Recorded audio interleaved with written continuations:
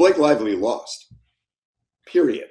Blake Lively lost this case. She wanted more than $100 million, more than $150 million, and she ended up getting nothing. She settled for no money. There was no apology. It was, I acknowledge that we will take your issues seriously. There's no, but I'm sorry for what I did. There is no exchange of money. And that's what civil lawsuits are about. Civil lawsuits are about money.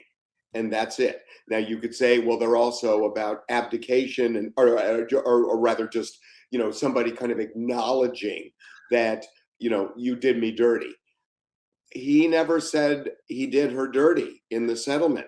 So I don't know what she won. The only thing that is weird to me is there is this outstanding issue where she's going after him for lawyers' fees because of this peculiar California law that says that if somebody files a sexual harassment lawsuit and then the person sued turns around and files a defamation lawsuit and the defamation lawsuit is thrown out, the person who filed the sexual harassment lawsuit gets attorney's fees.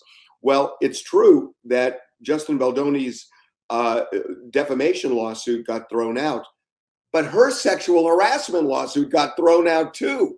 So I'm not sure how this law even works where she would get attorney's fees for a lawsuit that was thrown out. So bottom line is right now she got zero. So I'm not taking sides here. I'm just, as an observer, I don't see how you can look at this as anything but a loss for Blake Lively. Mark, I texted you this. I said, how does this work? And I was also curious about the laws because it's only California law. And I believe he filed this directly in the Southern District. So I had a lot of questions about that. So it's so funny that Harvey hit exactly what I wanted to talk about. And Harvey, we did not discuss this beforehand. In fact, we had a lot of discussions today, and it did not even remotely traverse this area. And Lauren, you're right. It's a California law. It was enacted, I think, passed the legislature in 23, enacted January 1st of 2024. No real test of it so far in the little over 2 years since. Going to be up to the Southern District Judge, Judge Lyman. Ironically, the son of one of the kind of legendary First Amendment lawyers that ever lived, Arthur Lyman, who was kind of I never really worked with him, but God, when I was a young lawyer, that was one of the go-to guys along with Edward Bennett Williams. He's supposed to now decide this peculiar code section, which, by the way, ironically, they also said there's no appeal. Part of the walkaway, if you will, is they're going to accept what the judge says. Correct. They've got to take it no matter what. It was my analysis of this thing, right? Oh, yes, exactly right. That it's basically a first cousin, if you will. It's in the same family as the anti-SLAPP. So in an anti-SLAPP, generally, if you get into an area that is arguably a matter of public concern, and then you can always slap somebody's lawsuit. And that's exactly what they're trying to do here. But the problem, the wrinkle is, you nailed it exactly. The original harassment, which triggers this law, was dismissed. And if you're Blake Lively's team or lawyer, I'm saying to myself, well, I guess I could go declare victory, but this has been pending since September 25. The reason I think it's been pending is because the judge was waiting to see what happened with the sexual harassment cases or causes of action. They've now been dismissed. So how in the world, although this is one of the greatest positions for a judge to be in. I've been given carte blanche to decide a case of first impression, and there's no appeal. So it's going to be fascinating to wait for, but I'm with you. I don't know how you ever declare victory in a case like this, where they, on the eve of trial, they basically waved the white flag. And he didn't apologize. At all. He didn't apologize in the settlement. That we take seriously what she says. Right. It's not an apology. No, but And they went over this language for 20 hours, and that's what they came up with. And she was, look, here's the reality. And I was saying this all along, and I'm not doing it. I don't like doing I told you so because I'm wrong a lot. But in this one, I never saw this going to trial because it would have ruined both of them. They would have been grilled like cheeseburgers in cross-examination. Why did it take this long though? I feel like they just had this whole They were settlement. waiting for the other person to blink. Okay, then my other question is, and again, forgive me if this sounds dumb, but how do you, as Blake Lively, as her attorneys, and Harvey, you said this, you're asking for hundreds of millions of dollars, then it's $100 million, then you walk away with nothing, and you say, we won, we succeeded. I don't understand that. Like, do they think we're all dumb? They won this like we're winning the Iran war. Yeah, exactly. Just because you say it doesn't make it so. Okay. Well, Okay.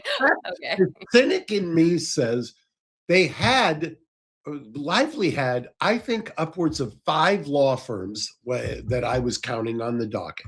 I've seen reporting of $60 million all in for both sides. It would shock me if, based on the firms that were involved, that Lively did not spend $30 million on which I think you're right, and it's just crazy. It's one of those things where it just takes on a life of its own. And for people who would step back and look at it, you would say this is crazy, but they didn't, and here we are.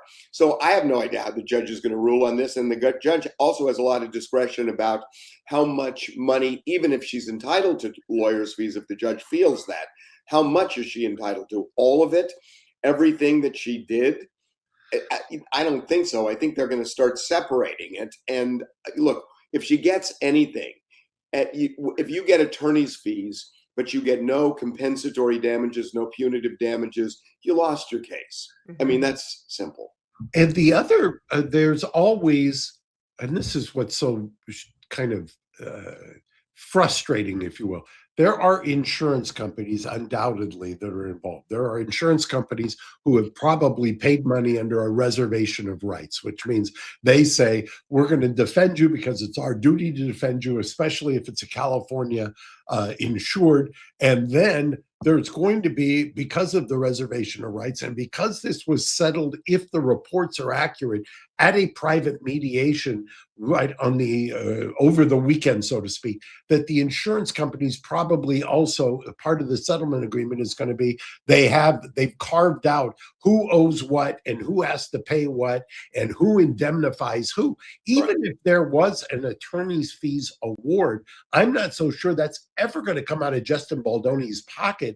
I think that would be the insurance companies arm wrestling and fighting over all of those things. And then I'll give you one other thing, and I mentioned this to Lauren last week. If you read the order where 10 of the 13 counts, causes of action got thrown out, this judge spared no words or criticism of the law firms for Blake Lively. If you read the order, it's almost as if he's saying, you want to go after somebody for damages, go after your lawyers for screwing this up.